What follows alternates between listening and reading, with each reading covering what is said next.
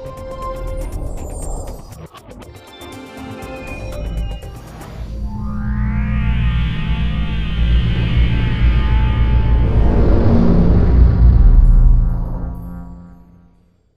and welcome to Official Xbox 360 Magazine's OXM Report. This week we talked to the man behind one of your and our most anticipated games of 2011, Elder Scrolls V Skyrim.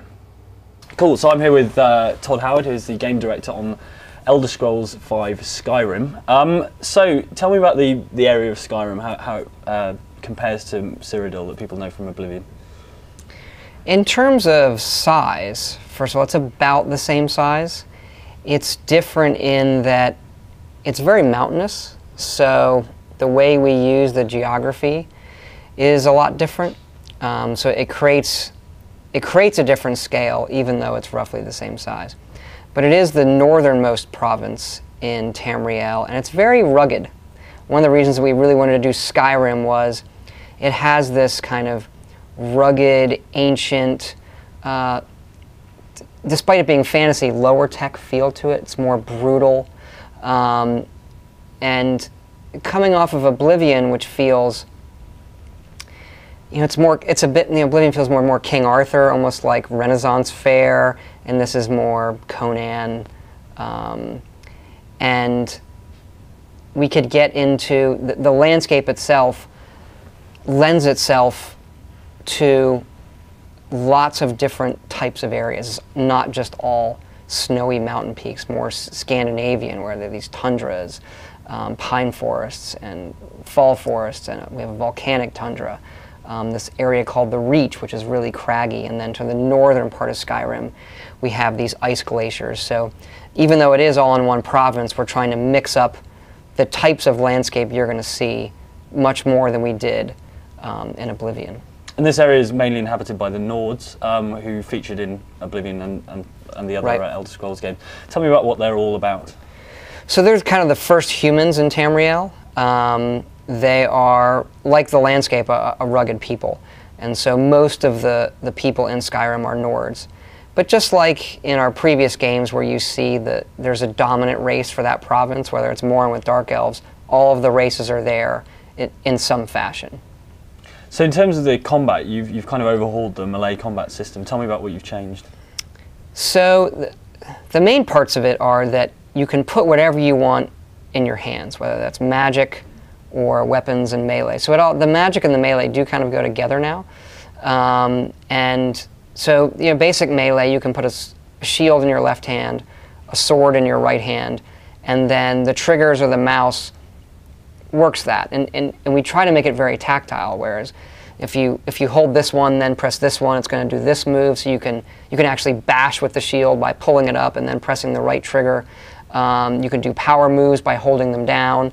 We do kind of look at the direction you're moving as well a little bit. It's very easy to play, but the end result, you feel a lot more in control of your character. And you're using the Radiant story system to add more nuances to the quests. Is that right? Right, so we have this new piece of tech called Radiant Story that, like the Radiant AI, kind of uses the same paradigm in terms of taking a quest or any activity and saying, well, we want this to be a specific activity, or we're going to let the game choose. And so it's a really, really powerful tool that honestly we're still figuring out how to use. There are some really nice ways that we can use it where you go to town, you run into a character, and the Radiant story system can say, oh, I have a quest template that would fit this character and your character.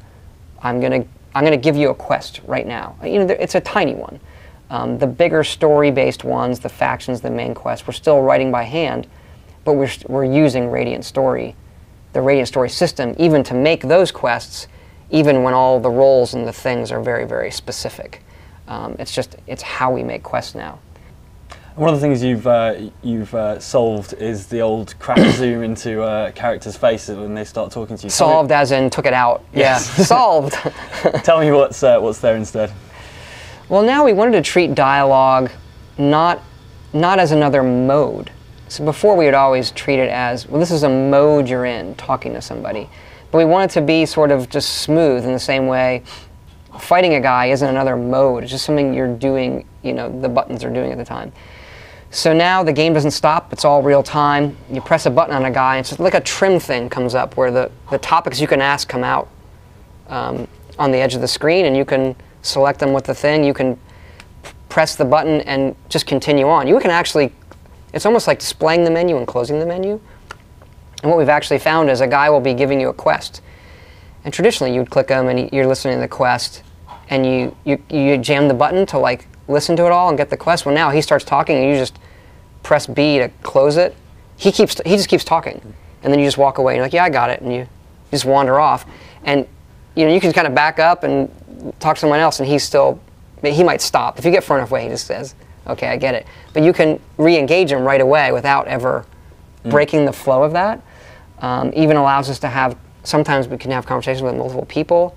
So we just kind of viewed it as not a whole nother mode, just like a trim thing. Like, okay, how do you respond to somebody, as opposed to entering a mode where there's a back and forth.